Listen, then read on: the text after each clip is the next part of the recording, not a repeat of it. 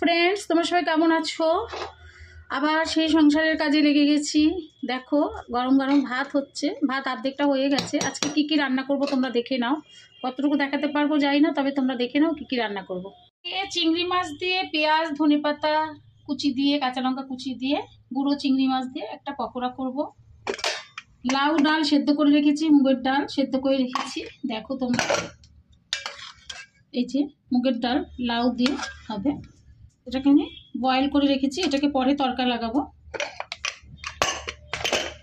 তুলে রেখেছি, ও চিংড়ি মাছ খায় না, এটুকুতে 4টে পকোড়া হয়ে যাবে। পেঁয়াজ আর ধনে পাতা দিয়ে ওর জন্য আলাদা তৈরি করে রেখেছি, মানে ইয়ে করে তুলে রেখেছি, করবো, কারণ ও চিংড়ি মাছ খায় না।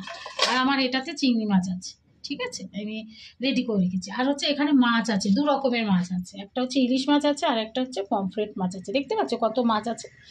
আর এই মাছের মাথাগুলো, যেগুলো কানকো দেখতে পাচ্ছ, এগুলো আমি পালং শাকের তরকারিতে দেবো। আমি পালং শাক করবো, দাঁড়াও তোমাদের দেখাচ্ছি। এই দেখো পালং শাকের তরকারি হবে, মূলো বেগুন কচু টচু দিয়ে।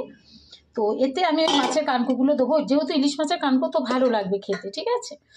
ইলিশ মাছটা আমি কী দিয়ে করবো তোমরা দেখো, বেগুন দিয়ে আর শিম দিয়ে, আর ভাজবো মাছটা, ভেজে এটা দিয়ে কালো জিরে ফোড়ন দিয়ে পাতলা করে কাঁচা লঙ্কা দিয়ে ঝোল করব।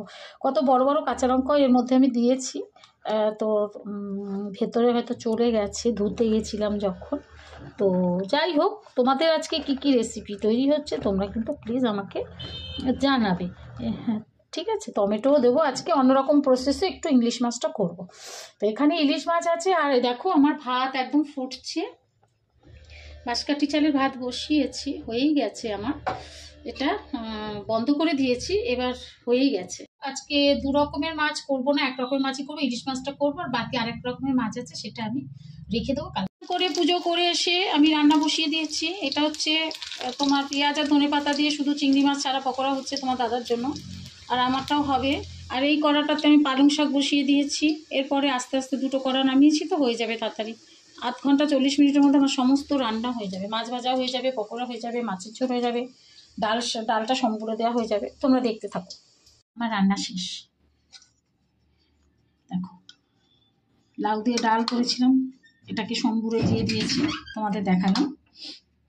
2 রকমের বড়া করেছি, এটা তোমার দাদার জন্য করেছি, এটা চিংড়ি মাছ দিইনি, এটা ধনে পাতার পকোড়া দিয়ে 4টে বড় বড় করে করেছি, ও এর থেকে বেশি খাবে না। আর এটা চিংড়ি মাছের বড়া করেছি। এই লাউ দিয়ে ডাল, আদা ফোড়ন দিয়েছি জিরে আর লঙ্কা দিয়ে, লাউ দিয়ে ডাল, এর সাথে চিংড়ি মাছের পকোড়া, গুঁড়ো চিংড়ি মাছের পকোড়া। দেখো ধনে পাতা দিয়েছি, পেঁয়াজ দিয়েছি, দেখতে পাচ্ছ। তোমরা কে কে ভালোবাসো, অনেকগুলোই হয়েছে বন্ধুরা, অর্ধেকটা চিংড়ি মাছে করেছি, অর্ধেকটা রেখে দিয়েছি। তোমরা কে কে ভালোবাসো প্লিজ বলো। অনেকটাই হয়েছে, দেখো অনেকটাই করেছি এবং বড় বড় করে করেছি। আর করেছি পালং শাকের তরকারি, হয়ে গেছে, আর করেছি ছোট ইলিশ দিয়ে বেগুন দিয়ে শিম দিয়ে পাতলা করে ঝোল করেছি, আর চাটনি আছে, এটা করে রেখেছি, তোমরা তো জানে। কে কে খাবে চলে এসো।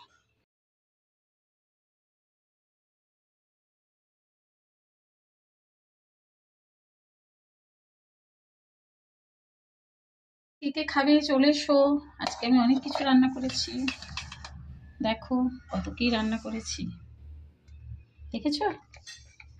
তোমরা চলে এসো ঝটপট। এটা তোমার দাদার জন্য বারবার বলছি, এটা চিংড়ি মাছ আছে, এটা চিংড়ি মাছ নেই, আর এটা ডাল, এই ডালটা আমার খুব প্রিয় ডাল, জানো তো। আর এই মাছের ঝালটাও বেগুন দিয়ে শিম দিয়ে পাতলা করে করেছি, দেখবে দেখো একদম পাতলা করে